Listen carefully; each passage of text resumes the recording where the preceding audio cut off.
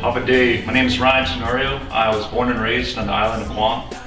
When people ask me what part of Guam I'm from, I just tell them my family's from Talafofo, God's country. My house is in Derido, Fern Terrace, but I spend most of my time in PD at my grandma's house since both of my parents worked. So as of lately, I noticed that there's two halves to the story of the Sinahi. Some people say the ancients used them as a form of currency and a form of rank or status, and then some people say there's actually no evidence to prove that. Either way, we could say the Sinahi in present time is a symbol of the Chamorro culture, and it's used on Guam and throughout the world by Chamorro. The moon has played a role in many cultures throughout the history of time. The same could be said for the Chamorro culture. The Sinahi is made after the crescent moon, and today the Sinahi now is a symbol of Chamorro culture.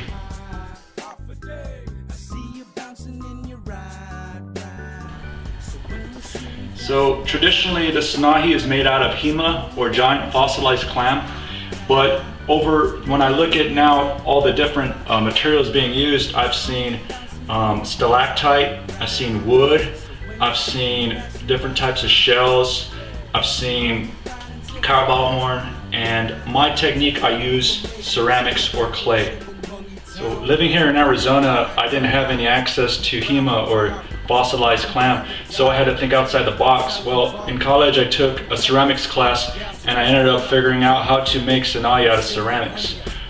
If you could get a hold of a hema or fossilized clam Sinahi, do it. You know, the art that goes into it, the technique and the work is very detailed, and it does command a great price, and very rightfully so.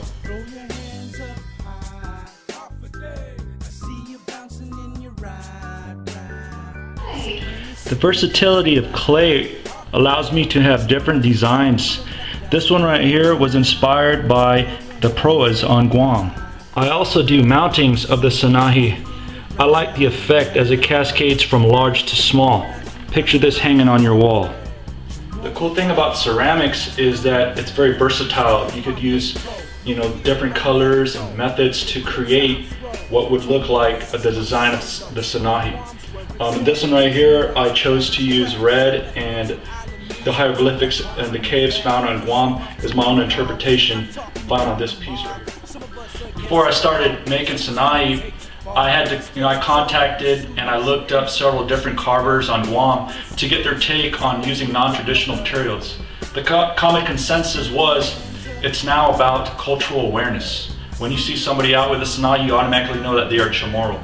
So the materials is not as important, though. Like I said, if you get a hold of a hema, do it. It's worth it. It's very beautiful, and it's pretty much a piece of Guam or a piece of the ocean you're wearing with you all the time. As an artist, I've been able to create different shapes, sizes, using different techniques, and having different effects with the Sinahi.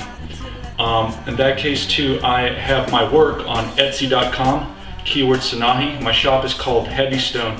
If you're interested, please check it out. Feel free to browse. Thank you, and Sis Masi.